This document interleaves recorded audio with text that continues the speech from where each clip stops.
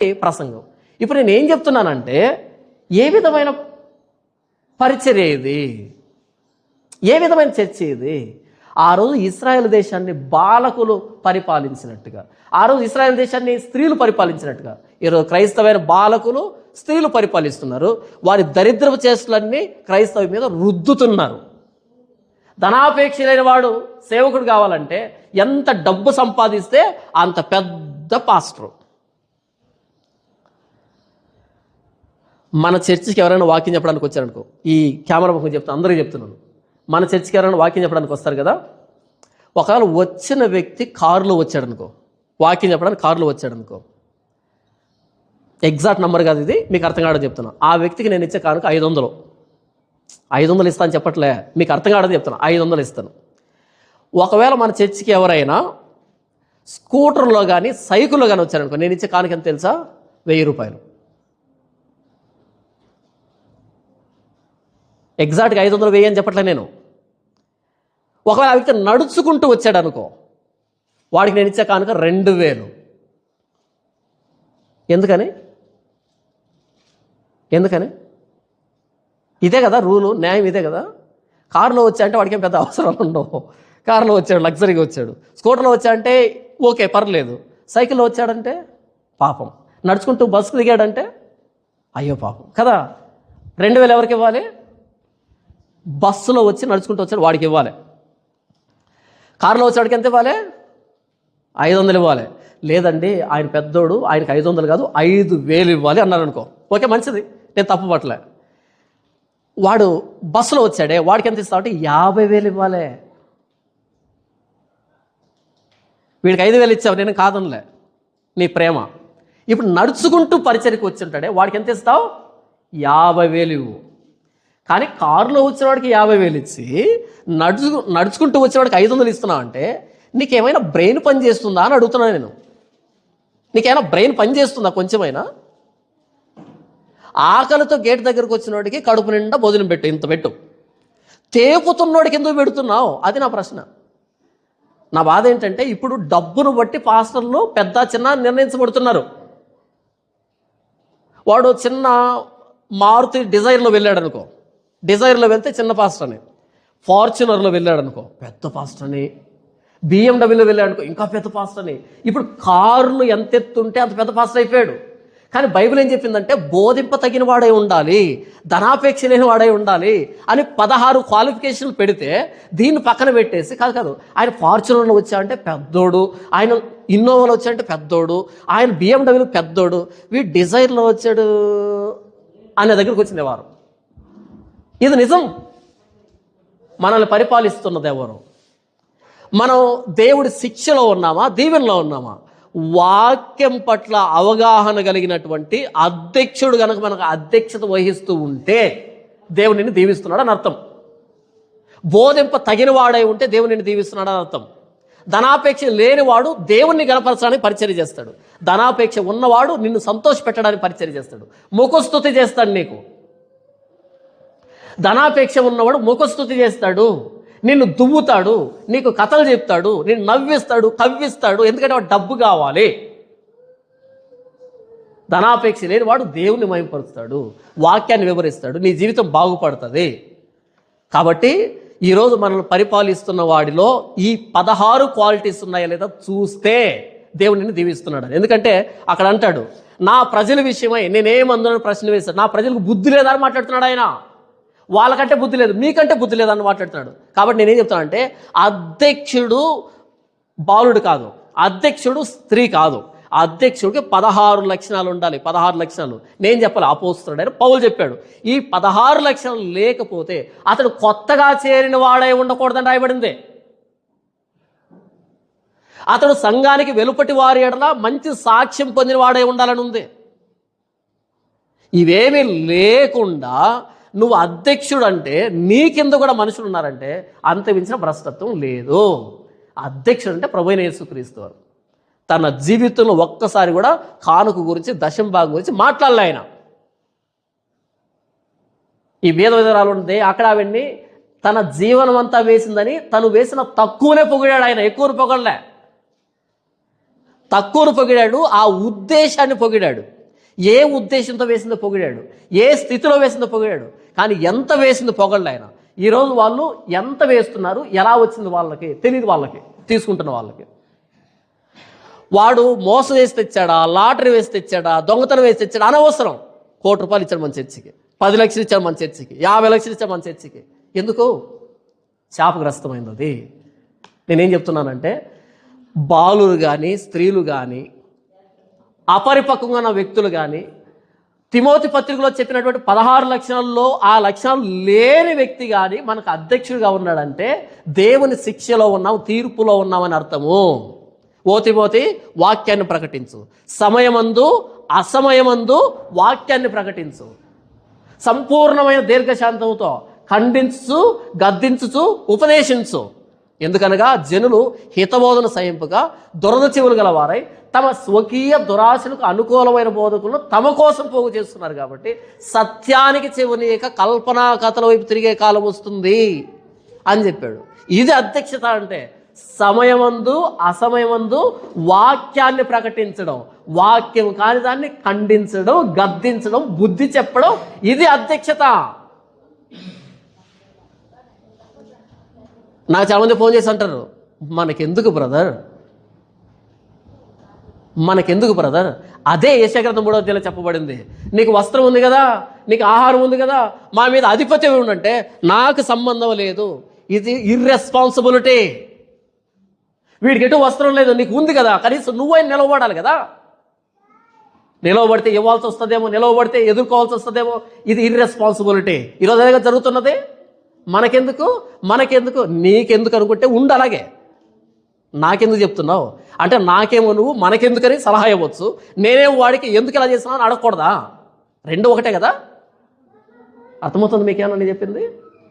మనకెందుకని నాకు ఉచితమైన సలహా ఇస్తున్నావంటే అది ఓకే అయినప్పుడు, మరి నేను కూడా పక్కనోడిని ఇది బైబుల్ కాదు కదా అని అనడం కూడా కరెక్టే కదా. ఇంతవరకు నేను చెప్పింది బైబుల్, ఎవరిని విమర్శించలే, బైబుల్ని ఎక్స్ప్లెయిన్ చేశాను మీకు అర్థమయ్యేటట్టుగా. ఆ యెషయా గ్రంథం 3వ అధ్యాయం 2వ వచనం నుంచి 12వ వచనం వరకు ఉన్నదాన్ని ప్రస్తుతం కళ్ళెదురుగా జరుగుతున్న విషయాలతో పోల్చి ఎక్స్ప్లెయిన్ చేశాను. ఎవరిని విమర్శించలా, ఎవరిని నేను తప్పు పట్టలే, అంటే వీళ్ళు తప్పని పనిగొట్టుకుని నేను చెప్పలే. వాక్యం ఇది.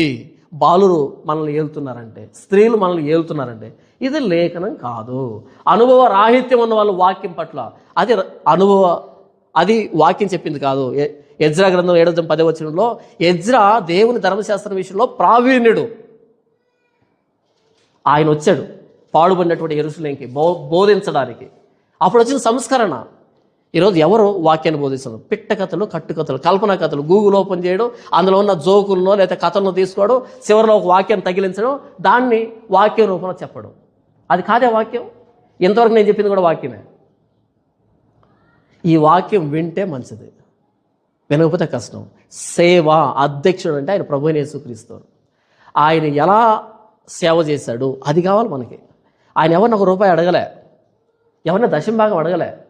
నేను స్వస్థత చేస్తాను బోర్డు పెట్టలే, కొబ్బరి నూనె బాటలు అమ్మలే, ఖర్చీఫులు అమ్ముకోలే, ప్రార్థనా చాపలు అమ్ముకోలే. ఆయన సాక్ష్యాలు చెప్పించలే. మీకు తెలుసా, యేసుప్రభు ఎక్కడ సాక్ష్యం చెప్పించలే ఎవరి దగ్గర.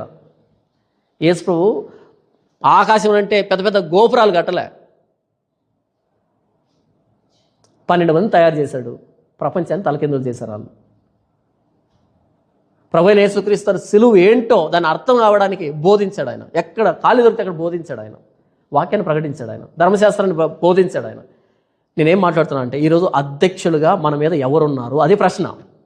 నువ్వు ఎవరైనా కావచ్చు, ఏ ప్రసంగికుడు ప్రసంగమైనా వింటూ ఉండొచ్చు, ఏ చర్చికైనా వెళ్తూ ఉండొచ్చు. అయితే నేను చెప్పింది ఏంటంటే నీ అధ్యక్షుడు ఎవరో, ఎవరిని ఫాలో అవుతున్నావు, ఆ అధ్యక్షుడికి ఇంతవరకు నేను చెప్పిన క్వాలిటీస్ ఉన్నాయా, లేకపోతే బయటకు వచ్చాయి అంతే. సరైన అధ్యక్షుడు మీకు ఒక మాట చూపించి ముగించేస్తాం. చూడండి 14వ అధ్యాయం సామెతల గ్రంథం. ఎందుకు అధ్యక్షుడిని మనం సరిగ్గా ఏర్పాటు చేసుకోవాలంటే 14వ అధ్యాయం 11వ అధ్యాయం యెషయా గ్రంథము 14వ వచనం. నాయకులు లేని జనులు చెడిపోవుదురు, ఆలోచనకర్తలు అనేకులుంట రక్షణకరము.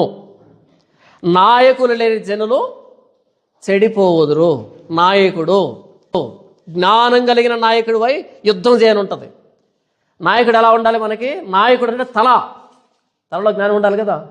నాయకులు లేని జనులు చెడిపోతారు. ఆలోచనకర్తలు అనేకులు ఉండుట రక్షణకరం. 21వ అధ్యాయం న్యాయాధిపతుల గ్రంథం 25వ వచనం. న్యాయాధిపతులు 21, 25వ వచనం చూడండి ఒకసారి. ఏమని రాయబడిందో చూద్దాం. ఆ దినములలో ఇశ్రాయేలీలకు రాజు లేడు, ప్రతి వాడును తన ఇష్టానుసారంగా ప్రవర్తించుతూ వచ్చెను. ఆ రోజులు ఎవరు లేరంటే ఇశ్రాయేలుకి రాజు లేడు. రాజు లేకపోతే ఏమైంది? ప్రతివాడు తన ఇష్టానుసారముగా ప్రవర్తించుతూ వచ్చెను. అధ్యక్షుడు ఉండాలి. ఈరోజు మెగా చర్చెస్కి వెళ్తున్న వాళ్ళకి నాయకత్వం లేదు కాబట్టి ఎవడి ఇష్టం వాళ్ళది, తెలియదు పాపం వాళ్ళకి. ఇంకొకసారి చెప్పనా, మెగా చర్చెస్ అంటే 1000 మందికి పైగా ఉన్నటువంటి చర్చ్, సభ్యులు 1000 మంది కంటే పైగా ఉన్నటువంటి వాటిని, లేదా 500 అబోవ్ 500 మంది కంటే ఎక్కువ ఉన్నటువంటి సభ్యులు ఉన్నటువంటి చర్చిని మెగా చర్చెస్ అని పిలుస్తాం. ఆ చర్చిలకు వెళ్తున్న వాళ్ళకి నాయకత్వం ఉండదు. ఎందుకంటే ఈ వ్యక్తి ఎవరో వాళ్ళకు తెలుసు కానీ వాళ్ళెవరో ఈ వ్యక్తికి తెలియదు. ఇంకొకసారి చెప్పనా, ఈ వ్యక్తి ఎవరో వాళ్ళకి తెలుసు కానీ వాళ్ళెవరో ఈ వ్యక్తికి తెలియదు. వాళ్ళు పట్టించుకోలేడు, వాళ్ళని దిశానిర్దేశం చేయలేడు. సరే సరిగ్గా వాక్యం అన్నా చెప్తున్నావా, అది కూడా లేదు కథలో. కాబట్టి వచ్చినంతకాలం వస్తారు, వెళ్ళిన రోజులు వెళ్ళిపోతారు. ఎవడొస్తున్నాడు ఎవడు పోతున్నాడో తెలియదు, ఎవడేం చేస్తున్నాడో తెలియదు. మీరు ఒక కలవరి టెంపుల్కో బెల్లంపల్లికి వెళ్ళారనుకోండి, మీ ఇష్టం, వెళ్ళాలంటే మీ ఇష్టం, వెళ్ళకూడదంటే మీ ఇష్టం. ఎందుకు రావట్లేదు, ఎందుకు పోవట్లేదు? వాళ్ళు ఎప్పుడు పట్టించుకుంటారు తెలుసా? ఎవరిని పట్టించుకుంటారు తెలుసా? ఒక్కసారి మీరు 10,000 స్పాన్సర్ చేశారనుకోండి, ఒక్కసారి స్పాన్సర్ చేశారనుకోండి, మీ పేరు రాసుకుంటారు వాళ్ళు, మీ నంబర్ రాసుకుంటారు వాళ్ళు. మీరు మానేశారనుకోండి, వెంటనే ఫోన్ వస్తుంది ఎందుకు రావట్లేదని. ఎందుకో తెలుసా? ఎందుకు స్పాన్సర్. ఎక్కడ మీటింగ్ పెట్టే మీకు ఫోన్ వస్తుంది, పలానా దగ్గర మీటింగ్ జరుగుతుంది, ఏమైనా ఇస్తావా, దేవుని ప్రేరేపిస్తున్నాడు అని వీళ్ళు 100 సార్లు ప్రేరేపిస్తారు మిమ్మల్ని. అలా కాకుండా అక్కడ మెంబర్షిప్ తీసుకోకుండా, సబ్స్క్రిప్షన్ తీసుకోకుండా, నెల కట్టకుండా వాళ్ళకి మీరు అలా చర్చికి వెళ్ళి వస్తున్నారు. ఒక సంవత్సరం పాటు వెళ్ళండి, సంవత్సరం తర్వాత ఒక ఆదివారం మానేయండి, 2 ఆదివారం మానేయండి. ఎందుకు మానేసామని అడగరు. ఎందుకని? వీడు మన సబ్స్క్రైబర్ కాదు, వీడు మనకు కానుక ఇచ్చేవాడు కాదు, స్పాన్సర్ ఇచ్చేవాడు కాదు. అదే మీరు సబ్స్క్రిప్షన్ తీసుకొని నెల కడుతూ స్పాన్సర్ ఇస్తూ ఉంటే కనుక మీ నెంబర్ వాళ్ళు రాసుకుంటారు, మీరు మానేసిన రోజు ఫోన్ వస్తుంది. కానీ బైబిల్ అలా చెప్పలే. 99 గొర్రెలు వదిలిపెట్టి దేనికోసం పోతాడంట? తప్పిపోయిన గొర్రెల కోసం వెళ్తాడంట కాపరి. కానీ ఈరోజు ఏ గొర్రె అయితే స్పాన్సర్ చేస్తుందో, ఏ గొర్రె అయితే కానుకిస్తుందో దానికోసం వెళ్తాడు. ఇప్పుడు మెగా చర్చి కాపరి, మెగా కాపరి. మీ మీద నాయకులుగా ఉన్న వాళ్ళు ఎవరు, మీ మీద అధ్యక్షులుగా ఉన్న వాళ్ళు ఎవరు, వాళ్ళని గుర్తుపట్టండి. ఇది నేను చెప్పట్లేదు, వాక్యం చెప్తుంది. హెబ్రీయులకు రాసిన పత్రిక 13వ అధ్యాయం, హెబ్రీయులకు రాసిన పత్రిక 13వ అధ్యాయం 7వ వచనం. మీకు దేవుని వాక్యం బోధించి మీ పైని నాయకులుగా ఉన్న వారిని జ్ఞాపకం చేసుకుని వారి ప్రవర్తనా ఫలమును శ్రద్ధగా తలంచుకొనొచ్చు వారి విశ్వాసమును అనుసరించుడి. ఎవరు మాట్లాడుతున్నాడు? మీకు దేవుని వాక్యం బోధించి మీ పైని నాయకులుగా ఉన్న వారిని జ్ఞాపకం చేసుకుని వారి ప్రవర్తనా ఫలమును శ్రద్ధగా తలంచుకొనొచ్చు. వారి ప్రవర్తనా ఫలమును, అక్కడేముంది, అక్కడ ఫలమనుందా, 2 నంబర్ పెట్టాడా? వారు అంతం వరకు నడుచుకుని రీతిని. ఏమన్నాడు? వారు స్టార్టింగ్లో ఎలా ఉన్నారు, చివరిలో ఎలా ఉన్నారు, వారు అంతం వరకు ఎలా నడుచుకుంటున్నారో దాన్ని ఏం చేయాలంటే మనం శ్రద్ధగా తలంచుకోవచ్చు. అంటే గమనించాలనా గమనించొద్దనా? గమనించమని. ఎవరిని? మీకు దేవుని వాక్యం బోధించి మీ పైని నాయకులుగా ఉన్న వారిని జ్ఞాపకం చేసుకుని వారి ప్రవర్తనా ఫలమును చివరిదాకా శ్రద్ధగా తలంచుకొనొచ్చు వారి విశ్వాసం అనుసరించండి. మీ నాయకులు ఎవరు, మీ అధ్యక్షుడు ఎవరు, ఆ అధ్యక్షుడు బాలుడా, ఆ అధ్యక్షుడు స్త్రీనా, ఆ అధ్యక్షుడు వాక్య అవగాహన లేనివాడా, ఆ అధ్యక్షుడు ధనాపేక్ష ఉన్నవాడా? ఎవరా అధ్యక్షుడు? వారి ప్రవర్తన ఫలం ఏంటి? వాళ్ళు ఎలా ఉన్నారు? ఎప్పటికప్పుడు అబ్జర్వ్ చేస్తున్నారా? నేను చెప్పలేదు, బైబిల్ చెప్పింది. నా అధ్యక్షుడైతే ప్రభువైన యేసుక్రీస్తు, నా అధ్యక్షుడైతే లేఖనం, నా అధ్యక్షులైతే ప్రవక్తలు, నా అధ్యక్షులైతే అపోస్తలులు. మరి మీ అధ్యక్షులు? లేఖనంలో ఏముంటే, బైబిల్లో ఏముంటే అదే నా రూల్, నా కట్టడ, అంతే. అంతేగాని మనుషులను చూసో, చర్చిలను చూసో, పద్ధతులను చూసో, వాళ్ళ సిద్ధాంతాలు చూసో ఎవరిని విన్ను. మీరు కూడా అలా వినకండి. బైబిల్ చేతిలో పట్టుకోండి. బెరయా సంఘస్థులాగా ఎదురుగా ఉన్నది పౌలైనా పర్లేదు, శీలైనా పర్లేదు. వాళ్ళ సొంత పద్ధతులు, సొంత మాటలు, సొంత ఆలోచన చెప్తుంటే పౌలను వినం, శీలను వినం. వాళ్ళు చెప్తున్నది అలా ఉందో లేదో వాక్యంతో సరి చేసుకుంటాం. వాక్యంలో ఉన్నట్టుగా చెప్తున్నాడా ఓకే, వాక్యం లేనట్టు చెప్తున్నాడా పౌలైనా అక్కర్లేదు, శీలైనా అక్కర్లేదు. వాళ్ళని గారడి సిమోన్ లాగానే చూస్తాం. బెరయా సంఘస్థులాగా లేఖనాన్ని అధికారంగా పెట్టుకుని బ్రతుకుదాం. అపోస్తుల బోధని అధికారంగా అధ్యక్షులుగా పెట్టుకుని బ్రతుకుదాం. అపోస్తులు చేసి ఉండాలి, అపోస్తులు చెప్పి ఉండాలి. అపోస్తుల క్రమంలో లేనిది ఏది కూడా ఈరోజు మనం అంగీకరించడం రెడీగా లేము. మన నాయకుడు ఎవరు, ఏ నాయకత్వంలో ఉన్నాం అన్నది ఈ లేఖనం మనకి ఇస్తున్నటువంటి ప్రశ్న. నా నాయకుడైతే నా కోసం శిలువలో ప్రాణం పెట్టిన ప్రభువైన యేసుక్రీస్తు, ఆ ప్రభువైన యేసుక్రీస్తు కలువరి శిలువ త్యాగాన్ని గురించి ప్రవక్తులు ముందుగా ప్రవచించారు. దాన్ని బట్టి నేను యేసు ప్రభుని ప్రేమిస్తున్నాను. అపోస్తులు తర్వాత ప్రవచించారు, ప్రకటించారు. కాబట్టి అపోస్తుల బోధ నా నాయకత్వం వహిస్తూ ఉంది.